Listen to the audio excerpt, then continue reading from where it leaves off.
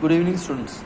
The Ohm's law verification. For the Ohm's law verification, we need the tangent galvanometer, which is a compass having a aluminum pointer and a magnetic needle, the resistance box having number of varied resistances, the battery eliminator, commutator, and the plug key.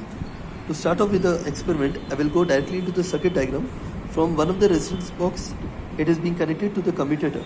So from the resistance box, it is being connected to the commutator. One of the ends, there are 4 ends in the commutator. All of them need to be connected. The first one will be to the commutator. The opposite end will be going directly into the plug key here.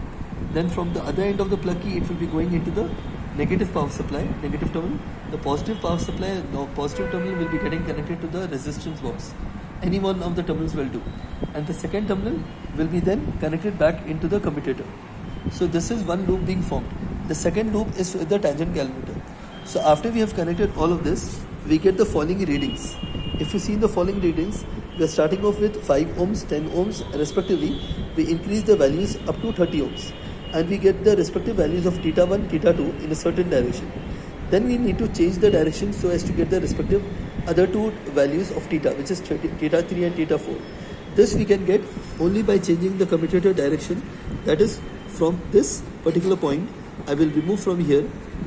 I will remove from here and plug it into this particular point, and remove from here and plug it into this particular point, which is the next one. So this is how we should be doing it. And after we get the 4 different readings, we take the mean of them. As soon as we get the mean, we take the tan theta, cot theta value, and then put it into the value, into the last particular value. Now here, if you see, observe closely, it is written as R plus B plus G.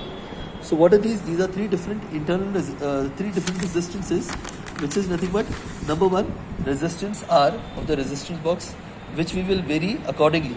So in each and every value, what we have done is respectively we have increased the values of resistances.